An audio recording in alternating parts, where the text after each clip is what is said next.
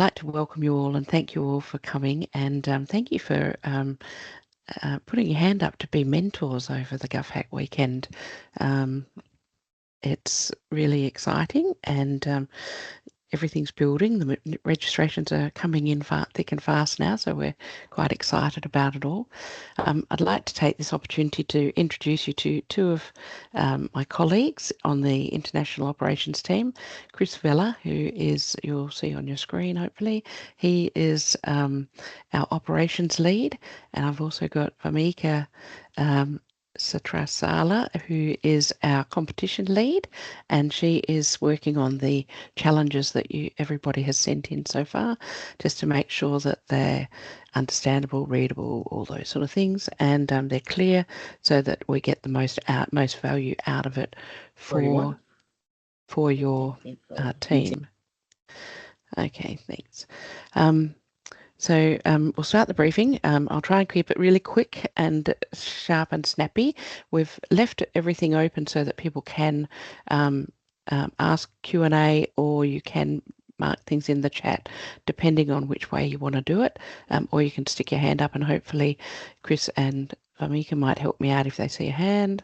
Otherwise we'll just get going.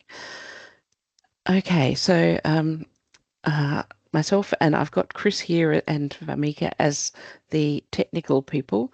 I'm by far the least technical of us all, so I'll just run through the slides. I certainly want to thank our main sponsor, our international sponsor, Infosys, for being a sponsor for their 7th year. It's very much appreciated, and they provide a lot of support and help over the competition. We've got our national sponsors, the Australian Taxation Office, Department of Home Affairs, Australian Public Service Commission, the Department of Employment and Workplace Relations, Geoscience Australia and Treasury, and also a non-government sponsor at a national level is Rosetta Analytics. We've got a national partner in the Australian Computer Society of Australia, and our regional sponsors, ACT Government, Agile Digital, Northern Territory Government, Jakarta International, Unity Water, City of Moreton Bay, the Sunshine Coast Council, University of South Sunshine Coast, Inspiring Australia, and the Victoria State Government. Okay, so quickly I'm going to talk to you about what is GovHack, because I notice that a few people that applied to be mentors haven't necessarily been involved in GovHack before. So we'll zip through that, and if anyone has any questions, we can answer those. I'm going to talk quickly about Hackerspace and Slack, which are the two systems that we'll be using over the weekend. A quick coverage of the competition and connecting, and then we have time for questions afterwards as well. But feel free to put things in the chat if you want to in the meantime. So can't have chat and the Q&A up at all times. So yeah, so we'll see. So what is GovHack? GovHack is a not-for-profit with a mission to use open government data to make our communities better places. We have some fairly strict values. We are inclusive. We aim to be free, so that we provide venue, internet, all of those sort of things, so that people are not inhibited or disadvantaged by not being able to afford to attend. We have a hackers first policy. We are volunteer driven. We also are all over Australia, and we try to be as transparent and provide open access as much as we can. GovHack is a festival of ideas. You know that we use your open data sets to make our communities better places. It's for teams to mash up and create visualizations of new and engaging ways to use government data. It is about a proof of concept. It's not necessarily about people getting to a final ready to roll out product.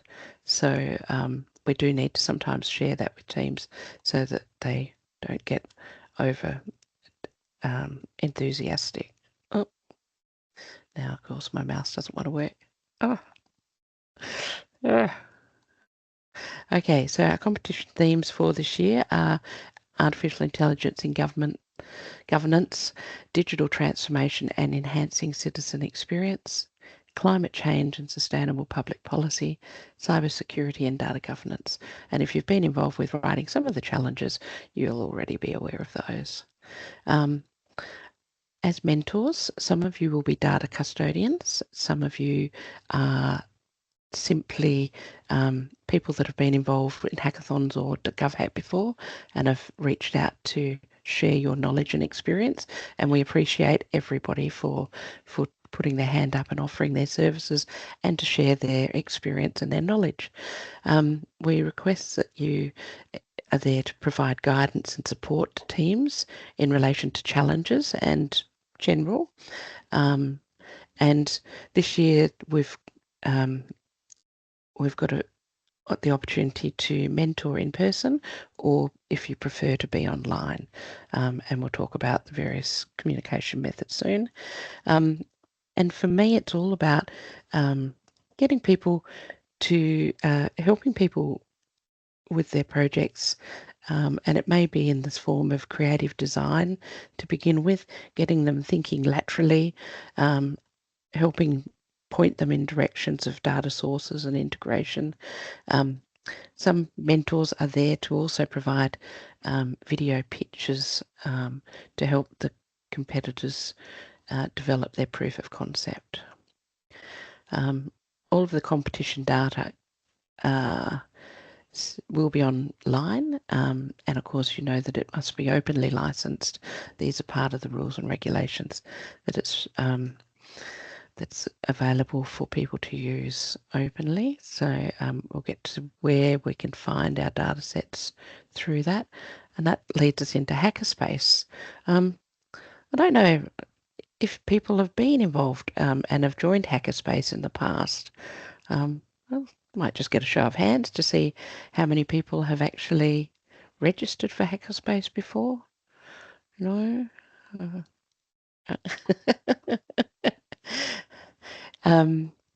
It's thanks very much, Nero. So Hackerspace is our space where everybody finds their events, their challenges. That's where they register their projects, and that's where they find all the resources that they need to compete. So of course we've got the GovHack handbook here for competitors. We have competition rules.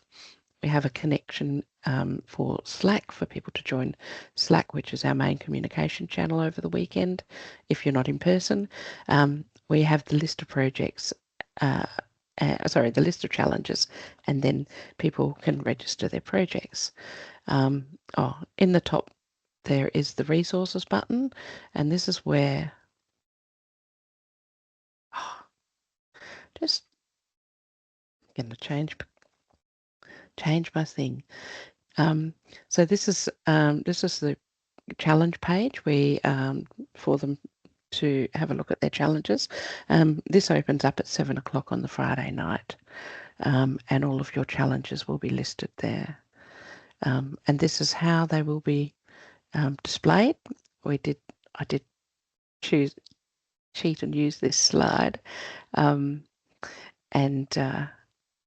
it was from a previous year, so don't get excited, but that's how your challenges will be exhibited if you're a sponsor with a challenge. And this is where we find, this is under the resource button, and this is where all of the data portals are displayed. So the data portals button are all of the data portals that are available that we know of around the world. There's a link to everything to all government data portals that we're aware of. The data sets button is actually just the data sets that you as a sponsor may have mentioned in submitting your challenge, and that's where we actually have a list of those data sets so that people can find them direct a lot quicker and easier. So as I said, these are the data portals that we know of across Australia, so people will have access to those. don't know. Oh, I think I've taken out the link for the slip. And of course, that's where our handbook of rule, sort of how we follow along is. Every team is asked to register in Hackerspace. They're expected to give a descriptive project page. They must elect a team captain, and they must choose what challenge they're nominating for. And if there is an open challenge like best creative use of data, they can actually enter more than one challenge. They must state which official open data they've used. They must have an evidence repository, and they must have a video URL. And the demo URL is optional but recommended. Hey, Sue, I was just going to jump in. I think the video is max of 3 minutes at the moment. Oh, good point. Thank you, Chris. Yeah. I think Leanne's asked if we need to familiarise ourselves with this, and I think it's a really good idea to actually get involved and actually register online in Hackerspace and be there, because that way you get to see exactly what the competitors might be querying you on when they're asking for your help. So that's a great question. Thanks, Leanne. I was going to say that, I just forgot. And thanks, Kerry, for sharing the handbook and the links. So there's your Hackerspace link, if you'd like to do that. But Isabella's already pasted that up for us. So how to get involved with Slack. Our Slack HQ is where we are, and I think this is definitely something that I'd request all mentors to get involved with, is to get onto Slack. I've had one person say that the link didn't work for them, but it has worked for others. So if you do have trouble with it, please don't hesitate to reach out to me and I'll connect you up. Have a look through there. There is a lot of channels on Slack that you may be interested in. You may be interested in, if you're in, for instance, in Victoria, you might be interested in joining Hack Victoria. The Help Mentors channel is definitely one that we would like you to be in. And each sponsor also has their own channel. So there will be a Help ATO channel. There will be a Help Home Affairs channel. So definitely worthwhile having a look through all the channels and connecting yourself up to be on the ones that people may reach out to you on. So Alan's posted up, definitely recommend people hang out on Slack. It's where a lot of the competitors go to get support. It is. Yeah, so that's some of the things. And also one of the other key announcement, the key place where we post all of our announcements as the organisers is in the announcements section. So that's another one to reach out to be a part of if you're joining us this year. Now, the other way to register on Slack is to go onto our govhack.org website, and you can drop down under the Get Involved button, and there is a Slack register there. Thanks, Svetlana.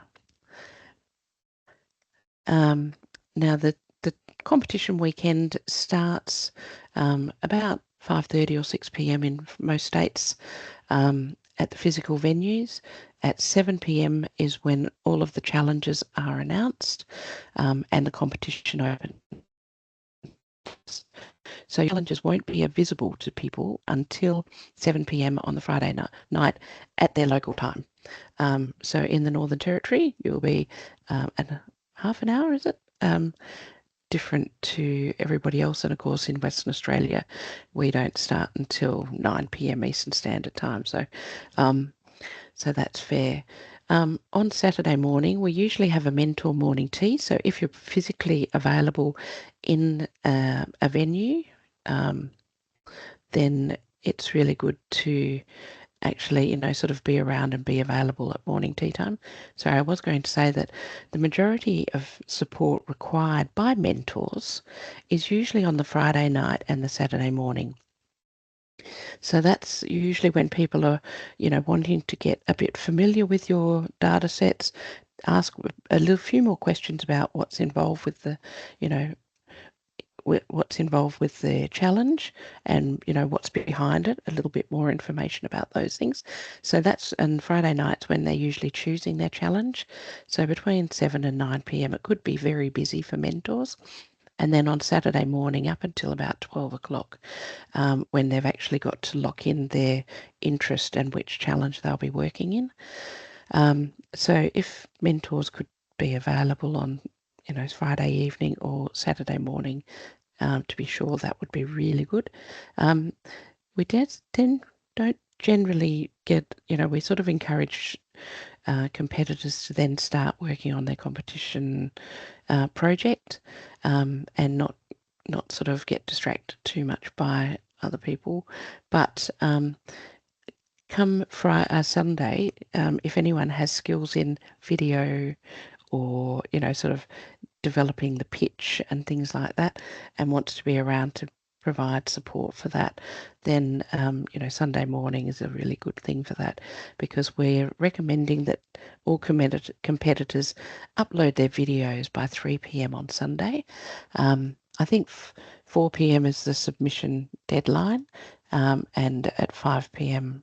we actually have the closing. And what happens is in each of the live venues, the regional lead will usually gather together some of the videos and show them to the people that are at the venue, so that they can actually see what other people have submitted as well, which is really quite a good thing. What happens after this is, after the closing at 5 p.m. local time, all of the projects are accepted, and behind the scenes, Vamika and her team will go through and make sure which ones actually address the criteria or the eligibility that you've specified as a sponsor. And then we'll be sending links out to the judges that have been nominated from your organisation.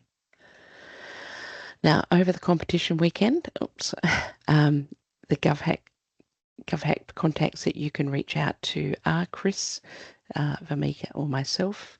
And there's some phone numbers there, but there's also our Slack addresses as well, so that we'll get pinged as soon as you Slack message us on Slack. And we usually don't sleep a lot, so anytime you need us, just reach out. Okay, I've just gabbled on a lot, trying to do it really quickly, but I did send out a booklet to everybody, and if you've got any questions, please raise them now.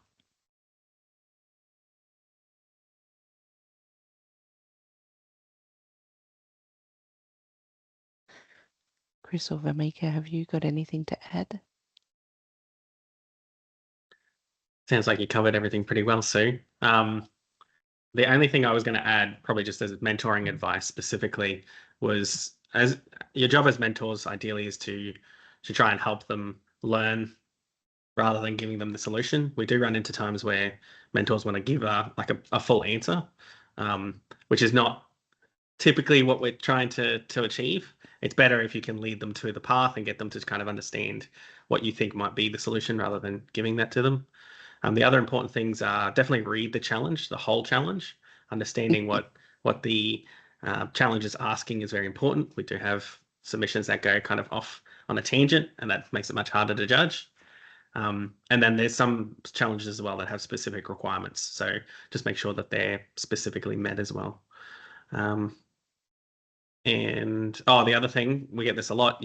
Individuals can join multiple teams and work on multiple challenges, but we typically try and recommend as much as possible focusing on one. A good product, one good product is much better than trying to spread across 10. But it is possible sometimes where you've got a specific skill set that you might actually help across multiple. That was probably all from me to add. Mm. Yeah, just to add on top of that, when you are online or even in person, make sure to introduce yourself and your skill sets so that participants can come to you for the right skill sets that you have and know where to go. And that's usually pretty important. So that's probably the first thing I would do, even Friday or Saturday morning. Yeah. Thanks so much. Very good points. And I was going to say also that trying to get the competitors to think laterally and develop a really sound and useful product is really good. Sometimes, if there's ways that they can actually laterally, include other things that would be relevant to make a more useful hack, then that would be good as well. Just as if you're coming from a sponsor side, sort of like trying to get them to think laterally and include, other data sets that could actually add extra value. That would be really useful. Debbie, I'm not quite sure about the data code expertise level of the participants. Chris, I can jump in if you'd like. Yeah. Thank you. Yeah, so just the question is, what was the data/code expertise level of the participants in past years in our experience? Just if you don't want to read that. It varies massively. So we have people who are completely non-technical, like their specialty is in a field that's completely not relevant to technology. Yeah. And then we have people who are like literally professional, like software engineers and that sort of stuff. Most of the time we see the standard being semi-technical students, so people who are fairly early on in their like technology sort of careers or study. So I would assume the level typically is reasonably low, but you'll have quite a wide bell curve, I would say. So it's hard to assume that anybody's going to have the skills or not have the skills in that case. It's probably a more case by case basis. And what we've found in the past is that the best teams are actually made up with people with a range of skills. There might be a creative person that has no data skills whatsoever, like me, but they combine with people that are coders and people that are able to develop a video. And so if they've got a well-rounded team with a range of skills, you often get a better project than you do if you are all coders, for example. Not that there's anything wrong with coders, but sometimes we encourage people to actually have a mixture of talents across their team. Any other questions? We do have another question there. Vamika, that might be your domain, I suppose. Yeah, I was reading through. Unfortunately, I can't even type in chat, so I'm just gonna clarify it here. So the question is, do mentors get access to the challenges before the participants in case we need clarifications? Unfortunately, that's a no, unless you're the sponsor yourself who's mentoring.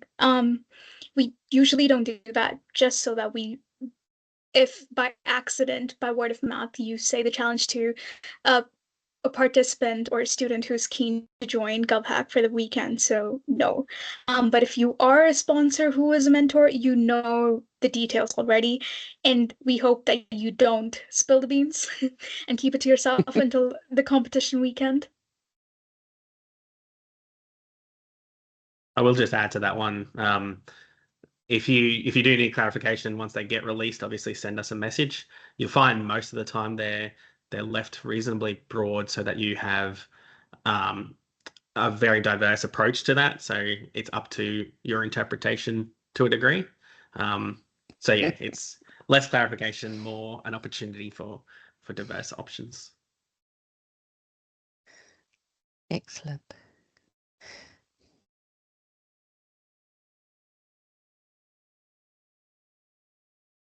That's a really good point, Alan. Alan's don't know if everyone's reading the chat as well or not, but I'm sure you are because you're all supporting it fully. And yeah, you bring a very good point in that there's lots of skills people can bring, and it's great for teams to help teams understand the context of what you might be wanting to do with the tool that they develop or the concept that they develop in the future. And I know that previously the Department of the Office for Public Records in Victoria last year put up a challenge, and they liked a couple of the couple of projects had actually met, some things that they liked in development. So they actually put together a tender document and put it out to tender, and invited some of the teams that had actually developed the ideas from GovHack to actually tender for the document, tender for the project. So it is really good to sort of show what you might use the outcomes for. How many challenges are there this year? There's 20 challenges, so spread across Australia, and I'm not quite sure how many are in New Zealand. We haven't quite got the final number from the New Zealand team that's organising it across New Zealand. So, and I tell you that we've got some really cool challenges this year. I will admit I haven't been across all of them, but this year is really, really exciting because there's some really, really interesting new challenges. We have already done some sponsors were given the opportunity to participate in a digital conference, and Home Affairs and the Digital Atlas group gave some presentations, and their presentations are available on Hackerspace as past events that you can actually have a look at what they're talking about, and that gives you a bit of a taster or a teaser of what their challenges are going to be about. And both sessions were really, really interesting. And if I was a coder or a participant, I would be really torn between those two projects. But it just goes to show that sort of you can get your information out there and share the love. But just by seeing which sponsors are involved this year, it actually excites some people to come along. So they may actually see some of the challenge, the departments involved and register accordingly. Excellent. Great to hear, Kerry. Can't wait to, Vamika's excitedly looking forward to those. So yeah, good to have your challenges in. We've just about got them all locked in now. Just got a couple more to go, and the team has actually sent back to any slight variations. That's good. So just wondering if there's any more questions.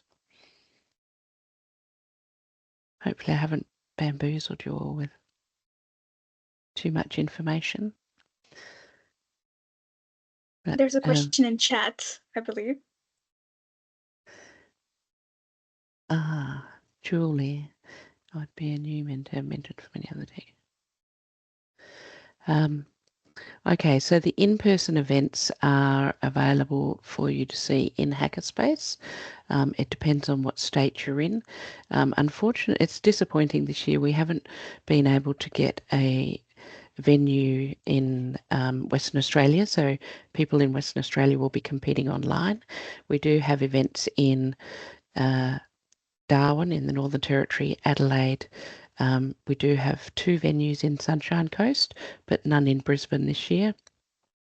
We have an event in Sydney, and we have 2 events in Melbourne at Deakin University and Infosys Living Lab. And we also have an event in Hobart in Tasmania. So if you're able to get to any of those live events, that would be really, really good. But if not, if you're available to, the Sydney location's just being locked in at the moment. It's changed a couple of times, so can't even tell you the latest, sorry. No, you don't need passes, but it would be good. That's a very good point. Thank you, Leanne. All these things I've forgotten, I take for granted. If you wouldn't mind registering for your nearest live event, that would be really good. You don't need passes, but we would like you to register just in case there's some food allergies or anything you have so that we can cater for you.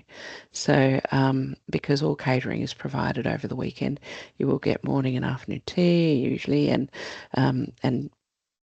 lunch and dinner as well on a Saturday night. So, yeah. So if you wouldn't mind, and I think there is a little drop down for you to choose mentor, so that we can actually introduce you as well. So if you register to go and you're on the registration list as a mentor, at the opening introductions, the regional lead may actually introduce you to say, so that they can point out who the mentors are. Good-o. Great questions. That's really helping me bring up all the things I'd forgotten. All right. Well, thank you so much, everyone, for your time. I only wanted to take 30 minutes, and oh no, that's all right. One final question, I suppose. So that's fine.